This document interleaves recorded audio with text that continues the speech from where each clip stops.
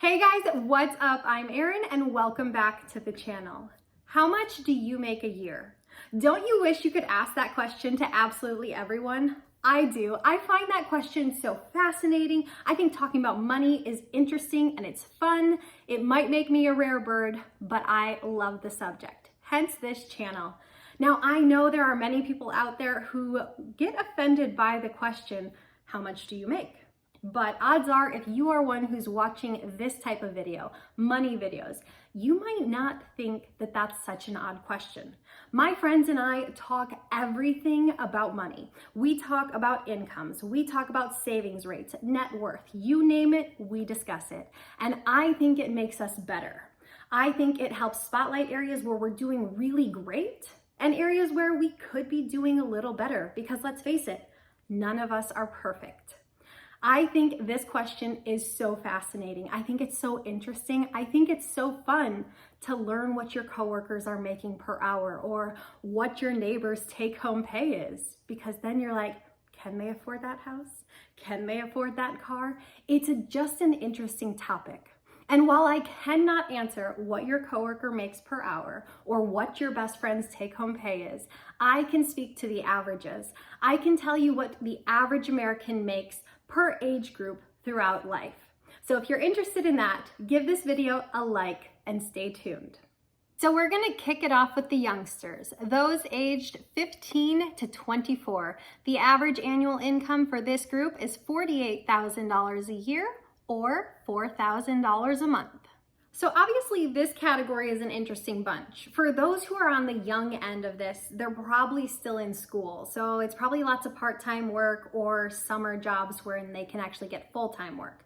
So if you're looking at true full-time employees year-round in this category, you're probably going to be at least looking at high school graduates, if not college graduates. So those more 18 or even all the way up to 21 or so. So if we break this category down just a little bit more and we talk about those teens, when they are able to work full time, so in those summer months, the average pay for teenagers is $350 a week or about $1,400 a month. And most of the jobs available to teens are actually minimum wage positions. And minimum wage does vary from state to state. On average, it goes from $7.25 an hour all the way up to $15 an hour. Again, it just depends on the state you live in. Next up, let's look at those high school graduates that jump right into full-time work right after high school. On average, a high school graduate can expect to make $750 a week or about $39,000 a year.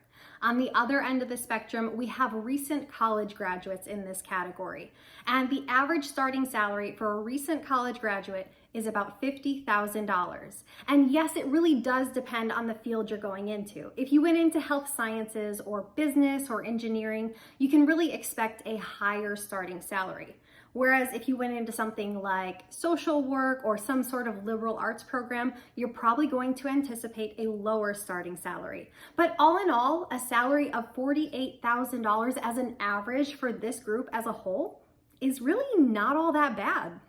Next up, we have those aged 25 to 34. This captures a large chunk of the millennials, and the average annual income for this bunch is $72,000 a year or about $6,000 a month.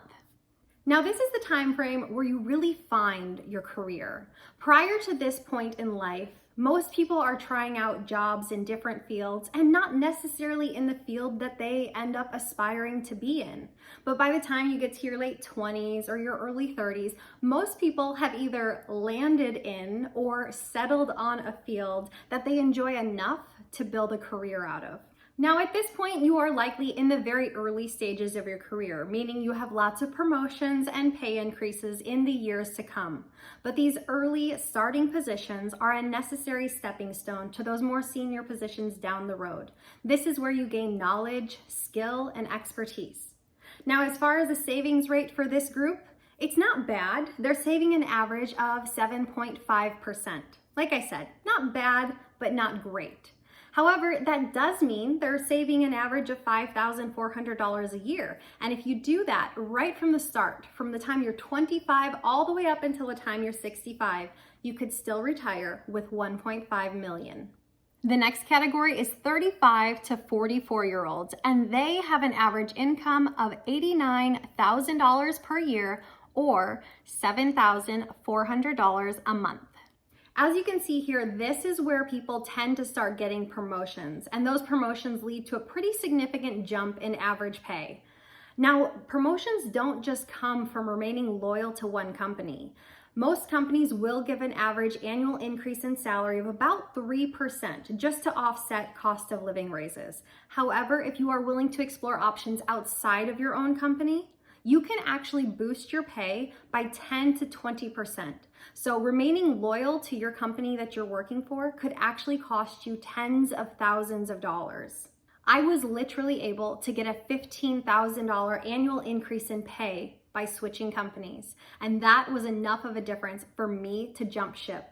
Now, I am an incredibly loyal and hardworking employee. However, I also know that I alone am responsible for my financial future. So I made the decision that had to be made.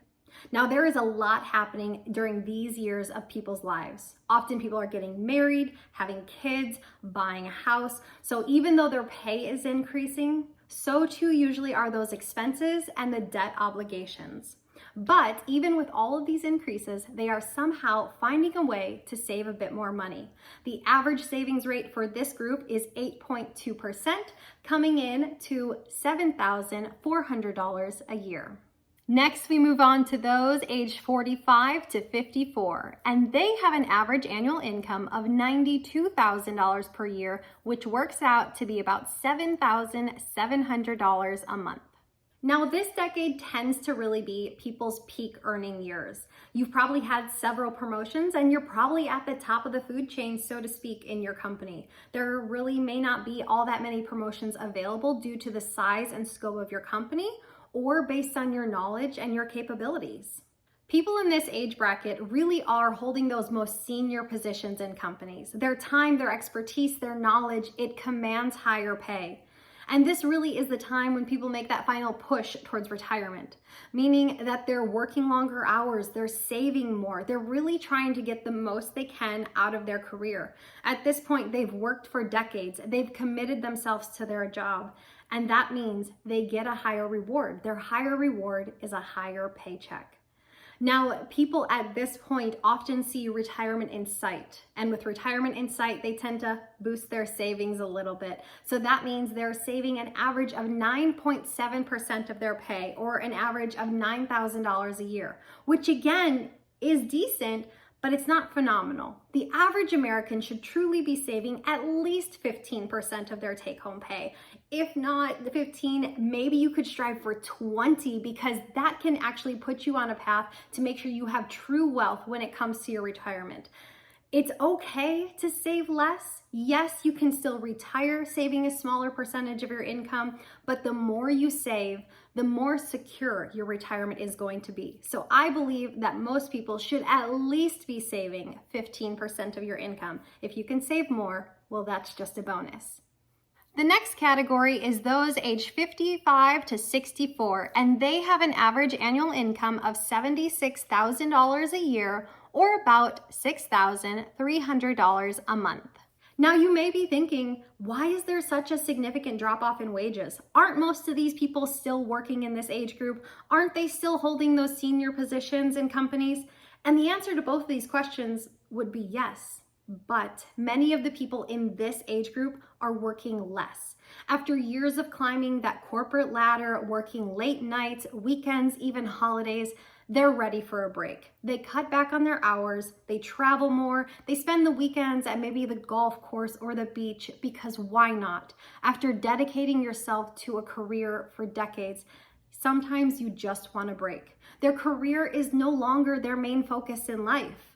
Instead, they feel like they've accomplished what they set out to do professionally, and they're ready to dedicate themselves to other aspects of their lives and other interests, and that's just okay too. Next up, we have those aged 65 to 74 years old, and they have an average annual income of roughly $57,000 a year, or $4,750 a month. Now, it is during this decade when most people step away from the workforce and enter into retirement. It is also during this decade when most people start to draw Social Security. The average Social Security payout is $1,500 a month, or about $18,000 a year. But Social Security payouts can actually be all the way up to $3,900 a month, which is $47,000 a year. So Social Security itself can make up a big bulk of someone's take-home pay or their income. About 20% of seniors in this age group are actually still actively employed. And while some may actually be working because they need to, many are working by choice.